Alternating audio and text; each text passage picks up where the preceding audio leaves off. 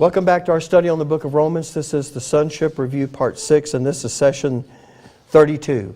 We left off last time. We're getting ready to read Psalm 44. You know, Paul's in Romans chapter 8, verse 36. He talked about, for thy sake we are killed all the day long. We are counted as sheep for the slaughter. That came out of Psalm 44. By the way, there's a hint to that. Let me back up and see if I can just show it to you. Look at the first words of verse 36. As it is written. So that kind of is a hint, right? By the way, does anybody know the difference between... Look, I haven't looked at every single one of these to be sure that there's no exception to this. I'm just saying that. But generally, as I think about this, when it says, as it is written, and sometimes it says, for it is written. Does anybody know the difference between that? In the Gospels, something happened. I can't remember the verse now, but I mean, Jesus said something and he says, for it is written. But here, in this instance, Paul quotes Psalm 44. He says, as it is written. One of them is he's actually like talking directly to, like actually quoting scripture. Yeah. And one of them, As it is written is making a comparison.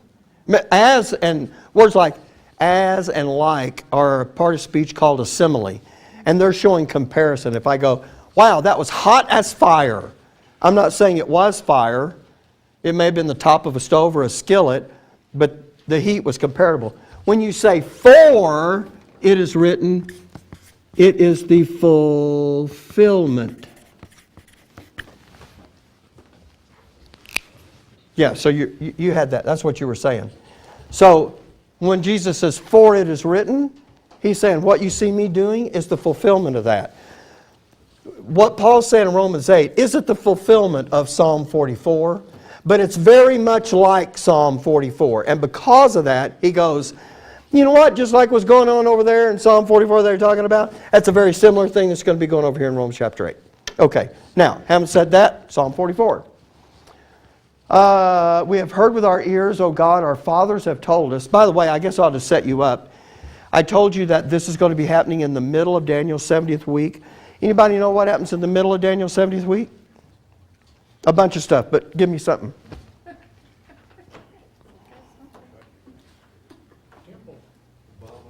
The abomination of desolation is going to enter the temple is going to be rebuilt. They're going to stop the oblation, the daily sacrifices. Antichrist is going to go in, proclaim himself to be God. When Jesus is talking over there in Matthew chapter 24, he says, when you see the abomination of desolation spoken of by Daniel the prophet, they're supposed to do what? Flee, get out of there. Everything's fixed to blow up, so all of that's happening. Well, look, here, when that happens, when they're out into the nations out there, some things are going to be happening to the believing remnant. All right, now look, I'm going to sew a bunch of stuff together here in just a few seconds. How do I do this simply? This is my curse. I can't do anything simply. Everything I think I can make simple now requires 9 other things. Okay.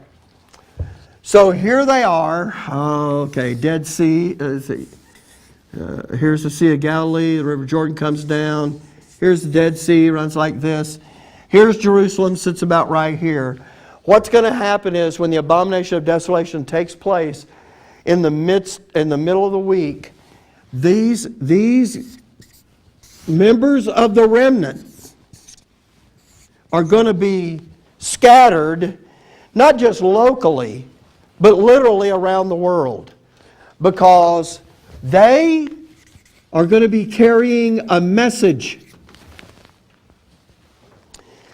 The nations into which they are scattered are going to hear that message, and they will either believe that message and respond accordingly, or they will reject that message. And if they reject that message, what will they do with those members of the remnant that are in their countries. All right, yeah, they're going to be, it will range, won't it? At the worst end, they might be put to death. They'll certainly be persecuted. It might be that they're maligned and just kind of looked at as second-class citizens, or maybe even off their rocker, mentally unstable, fanatics, religious kooks, whatever. They're not going to be well received. And remember, the Lord says, how you treat them out there is going to determine what's going to happen to you when the Lord returns at the great and terrible day of the Lord. And for those nations that have received that message, then you know what? They will avoid the plagues in the Lord's day of wrath. But if you reject that message, you will receive those plagues right along with the apostate element living in the land of Israel. And of course the Antichrist. Oh, there's a whole deal there. I wish we had time to talk about it. Because he is actually going to move. This is Jerusalem right here. He is actually going to move his headquarters in the midst of all that up there to Babylon. And they're going to experience those kinds of things too. Anyway, we'll talk about that another time. But I'm just trying to give you a context for all of this. So they have this message that they're carrying to the nations. So it's not that, oh, you know what, that happened and they are fleeing for their life. But God means for them to be scattered out among the nations. When they're out there scattered among the nations, then, and they're carrying this message, they're going to have enemies, and they're not going to be able to overcome their enemies. There is a particular lie that the apostate nation, who am I talking about when I talk about apostate Israel? Who is that? That's right. That is everyone who has not put their faith in Jesus as the Messiah. They are part of the vain religious system. That's really good, Linda. You remembered that. They're part of the vain religious system. They also are persecuting the members of the little flock. All of that is happening. Well, when they're out there with that the apostate nation is going to produce a lie that they want these scattered members of the remnant, they want them to hear. Now I'm going to talk about that lie in just a moment. In fact, remember that scripture where it talks about them loving and believing a lie? Okay, anyway, we'll talk about what that lie is in a moment. But I'm trying to give you a stage for all of this that's happening. My point is this. There's a lot of things that are happening all over the world. These members of the remnant are scattered all over the world. Remember, and they're going to be preaching the gospel of the kingdom. Remember Matthew 24? Fine. Turn over there. Matthew chapter 24. Well, I sure hope I can read this. This is going to be a test, and I didn't bring glasses with me. Billy has 50 pairs. You have another pair in your purse, babe? Thank you, sweet. Okay. Oh, that's much better. Oh, there's words on this page. All right, look.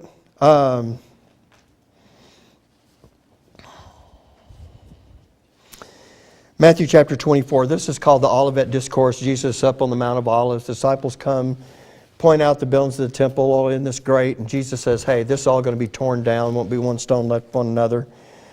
And so in verse 3, they come to ask him, what will be the sign of your coming and of the end of the world? Verse 4, Jesus says, don't let anyone deceive you. Many are going to come in my name, saying I'm Christ. Try to deceive many. They will deceive many, by the way. Verse 6, you'll hear wars and rumors of wars. Don't be troubled. All these things have to come to pass, but the end's not yet. Verse 7, nation against nation, kingdom against kingdom. Verse 8, those are the beginning of sorrows. Verse 9, they'll deliver you up to be afflicted and shall kill you. You'll be hated of all nations for my name's sake. Why do other nations care anything about that? Because these members of the remnant are going to be scattered into those nations. All right, so I haven't said that. Verse 10, Many will be offended, betray one another. Verse 11, many false prophets. Verse 12, the love of many will wax cold. Verse 14, and this gospel of the kingdom shall be preached in all the world for a witness unto all nations, and then shall the end come. In the last half of Daniel's 70th week, these members of the believing remnant of Israel that have been scattered out around the world are going to be preaching that gospel of the kingdom. They are going to be afflicted. They are going to be killed. They are going to be persecuted. Can I use the terminology that Paul uses for himself and us? Many of those members of the remnant are going to be looked at as the filth of this world and the offscouring of all things. By the way, do you think there's going to be an attempt to make them feel guilty about what it is they believe and get them to back off of that? You better believe it. Okay.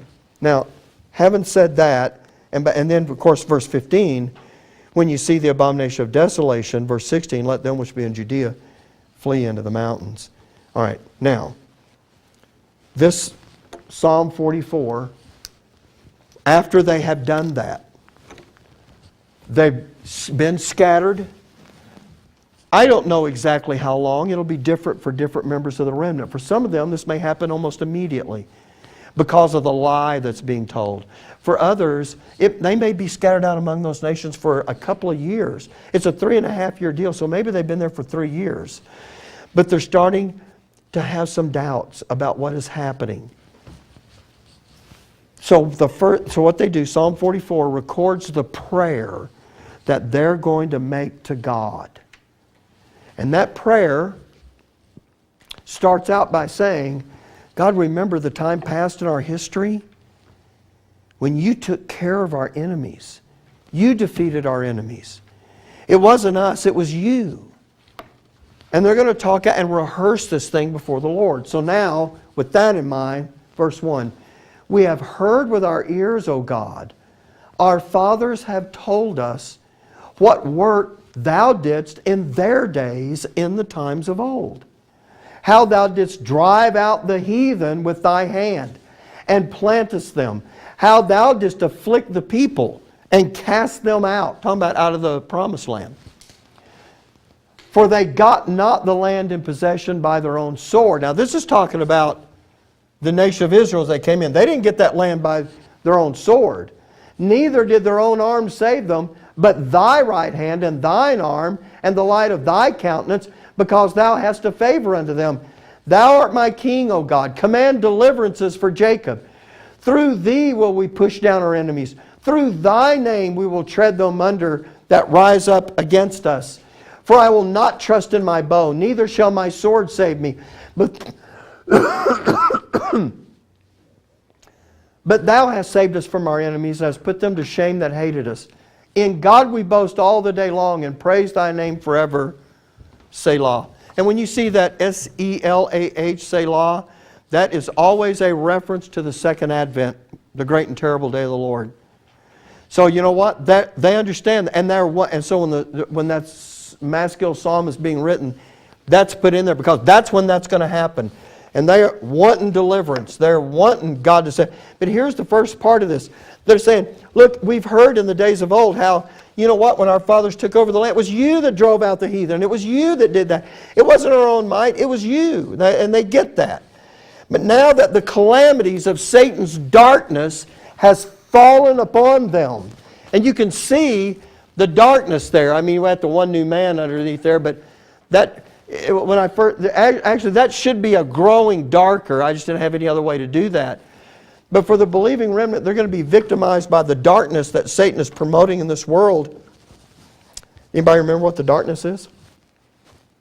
I mean, it is an analogy. I mean, like spiritual darkness, but it's something else. What? It is the night, and what is that? When you have the darkness is the night. Now I'm not. That's true, but I'm trying to get beyond the metaphor. It is spiritual darkness, but look, there's something else. You're going to say something? Sun goes dark. Well, okay, that does happen before the Advent, but let's go. Well, okay, there you go. Because the truth. I'm sorry. I'm going to go sit down. Can someone else come up and finish this? I can't get this right. The light is the truth. So the darkness is, it's the untruth. It's the lie. It is the Satan's counterfeit of the truth that he wants to replace the truth with. So, just for the sake of the way we've always said it, let's call it the untruth. It is the lie. It is the counterfeit. It is the replacement doctrine. It's the corrupted doctrine. And because of that, here's what I'm saying. The darkness is really enveloping the world. Satan is being progressively successful at taking the truth and making the truth now, here's the next step, appear to be what is evil, while his untruth, masquerading as light, is now good. That is going to get to a place. Look, let's just go back to this dispensation of grace. For us, and we'll pick this back up, but just to say it here, it's going to get to a place where the things that you know that are light and truth are going to be viewed eventually by the world as false and darkness, and they're going to call good evil and evil good, and they're going to look at us as though we are not just the purveyors of that which is untrue, but we are now actually detrimental to the world and dangerous to society. And we're going to have to be dealt with. Now, we're not there yet, but it is going to get there. And that's why Paul talks about at the end of the dispensation of grace, some things are going to be happening that were not happening before. Okay, so I'm going to get off on that, and I don't need to. So here's the lie that's coming out of the apostate nation. That God, you guys that thought you were doing God's service, and you're scattered all over the world, and you're being killed, and you're being persecuted, and you're being defamed, and all those things are happening to you. That is happening to you because you guys have believed the lie. And God is not blessing you, because if you were really serving God, He would be delivering you like He did the nation in time past. And instead, we are enjoying all the blessings of God. And you guys are being punished. And all you have to do is look back at our history to understand that's how God dealt with us, and that's how He's dealing with you. And if you're a member of the remnant, and you're about to lose it all, and your own life is in danger, and you think back, can't you see them just saying to each other, you know, God did deliver us before. What is happening here? It is a believable lie. And they say, what if we did get hoodwinked here? What if we got fooled?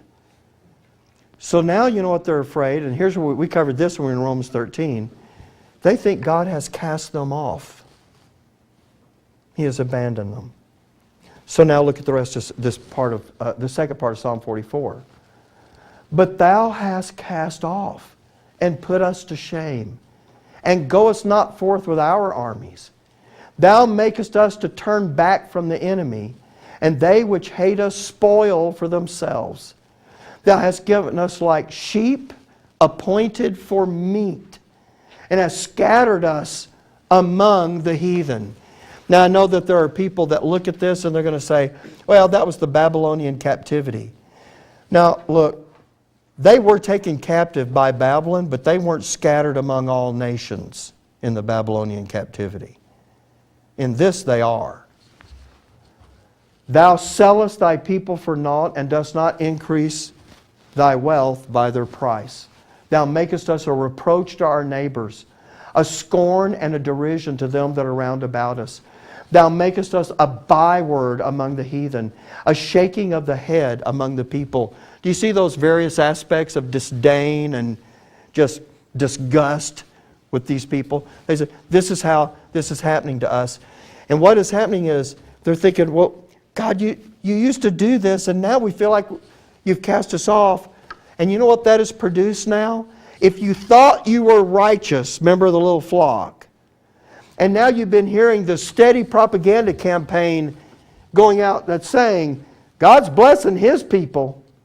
It's you people that are in rebellion against Him. You believe the lie. And really, that is the lie. You believe the lie, and if God was really on your side, He'd be delivering you. But He's not, because He's punishing you. You guys need to come back into the fold and forget all of that stuff.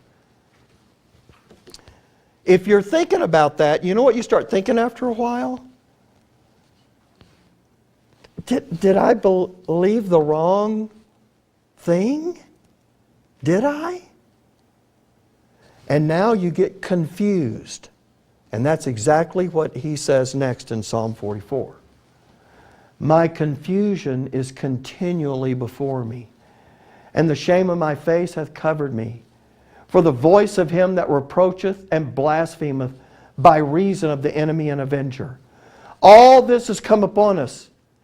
Yet have we not forgotten thee, neither have we dealt falsely in thy covenant. Our heart is not turned back, neither have our steps declined from thy way. Though thou hast sore broken us in the place of dragons and covered us with the shadow of death, if we have forgotten the name of our God, or stretched out our hands to a strange God, shall not God search this out? For He knoweth the secrets of the heart. Yea, for thy sake we are killed all the day long. We are accounted as sheep for the slaughter. Awake, why sleepest thou, O Lord? Arise, cast us not off forever. Wherefore hidest thou thy face, and forgettest our affliction and our oppression? For our soul is bowed down to the dust, our belly cleaveth unto the earth. Arise for our help, and redeem us for thy mercy's sake. Now you understand, you saw the passage that we were after there, right? We're killed all the day long. We're accounted as sheep for the slaughter. Let me see if you can... Okay, look. One of the things that I've determined to do is to take more of an opportunity to show you how to find things that are in this book. This group needs to be able to put their collective minds together and say, here's what's here, and have some tools to dig that out. You have to be able to see things, that the patterns and the similarities. Okay, so let me do that right now. Let me show you something. There's how many parts to that part that got quoted? Whether it's Romans 8:38 or whether it's right there in Psalm 44. Let me just back up to where it is. Verse 22. For thy sake we are killed all the day long. We're counted as sheep for the slaughter. Look at that verse and tell me. I hate to do it on the clock. But you know what? Whoever's listening probably needs to know this too. So let's just take a minute and do this. Okay. Just think, Michael. What do you see here? Just look at that. Don't think about the specific doctrine. Just generally, even grammatically, when you look at that sentence, verse 22, what do you see? Thank you, Eric. Beautiful. Oh, that is great. So verse 22 has two parts. The first part is, we're killed all the day long. Now what does that mean? Killed all the day long. He's not really talking about one person being, in the process of dying all day. What is he really talking about? Yeah, people are being killed. Members of the little flock are being killed all the day long, right? And the second part?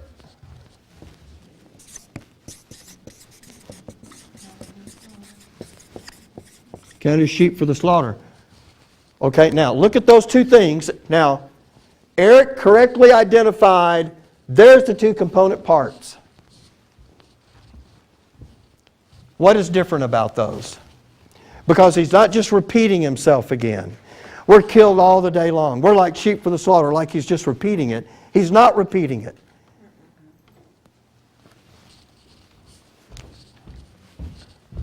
I want to show you something. This is really good. This is why Paul brings this up. This is why he quotes it. We're over in Romans 8, right? We started through that list. For I am persuaded that neither, and what was that? Remember, we divided that list into groups. What was the first items in the group?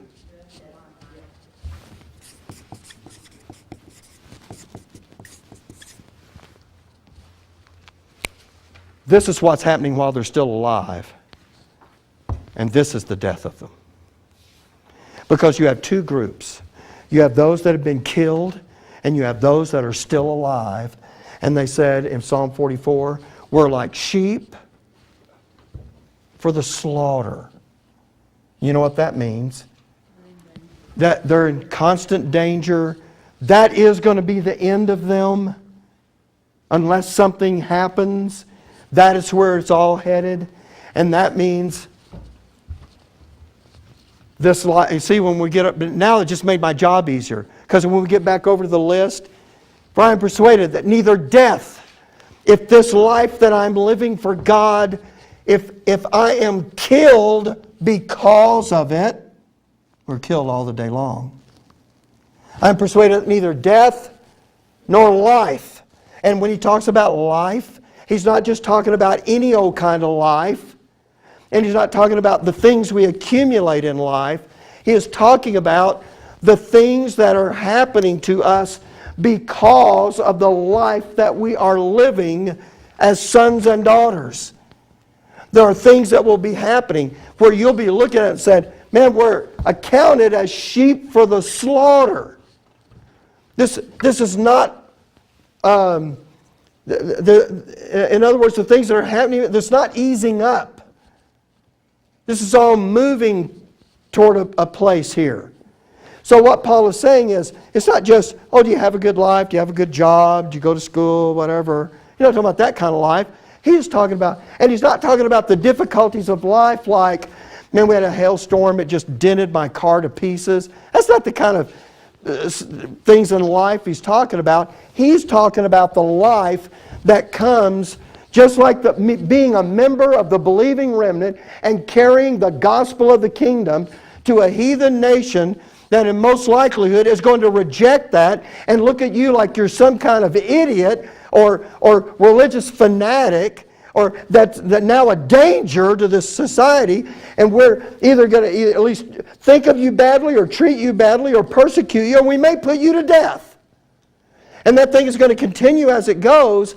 Paul inserts that Psalm 44:22 back over there into verse 36 because that's the way it's going to seem for those when those categories of attacks begin unfolding against a son or daughter, and as you progress and those attacks ramp up to match that progression, you're going to get to the place where you're going to be looking at it and saying, man, this thing is just non-stop. And I see where it's going. And here's what Paul said to that. For me to live is Christ, but to die is gain. He understood that. He wasn't looking at that and saying, okay, Lord, I understand this is tough stuff, but I need an out. There is no out. Okay, so I have one other verse to show you, and I hope I can get it in here in just a few seconds. Well, he follows in Romans 8 with, we'll come back and pick that up. Nay, and all these things were more than conquerors. I'm not going to be able to get to it, am I? Okay, I'm too far. I just allude to it and we'll finish. There's a similar thing that was happening to the saints out here. We will read it next week. When they get out there in the day of wrath, that was spoken about, and it says that when they get out there, it's actually back in the book of Daniel. But he says that when the Antichrist comes on the scene, there's a whole list of things that he does, but here's one of them. He will wear out the saints of the Most High. What does it mean, wear them out? Yes, it's that constant, never-ending grinding down so that, you know what they do? If they don't have the doctrine effectually working in them, you know what their response to that will be eventually? I quit. I've had it. I'm not doing this anymore. Let me tell you something. I don't care what you're doing in life. Now, I haven't heard anybody in this room say this, but I don't care what you're doing in life. When you say that, there's some part of the doctrine that's not working in you. If it's something you can change, then go change it. You don't need to gripe about it. Just go fix it. Every time we open this door, I'm not opening that door. Just go oil the hinge. You don't need to gripe about it. Just fix it. But if you can't fix it, you understand that this doctrine is good. There's nothing that will happen in our life that it's not going to be sufficient for. And when you hear yourself say, I'm just wore down with it. I'm only saying it that way because I've heard myself say it. I'm just wore down with this. Look, I'm just going to take a minute. I don't know what else to do. Let's talk about my own predicament here. Let me talk about my own predicament for a moment.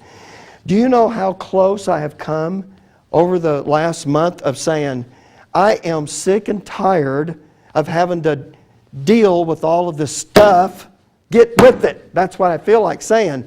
And you know what that is? That's a signal to me that I'm no longer thinking out of the doctrine. I mean, what if the Lord Jesus appeared to me? He won't. But what if He appeared to me and said, hey, I got news for you. It ain't get any better. This is it. What would I do? I would go, okay, I just have to deal with it, wouldn't I? Well, then you know what? I think it will get better. But in the meantime, live out of the doctrine. How about that? Don't get so overcome by circumstances that we go, I am sick and tired of this.